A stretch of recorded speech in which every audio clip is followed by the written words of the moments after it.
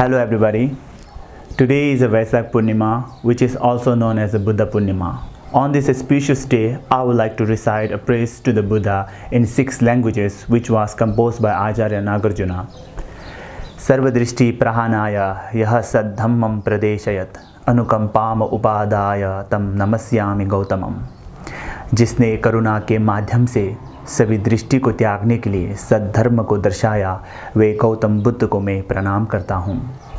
खांगी थुकजे निरसुने तावा थमजे पांगबिचिर थाम्बेचे नित्यंजे पे गौतम थेला छानसालो.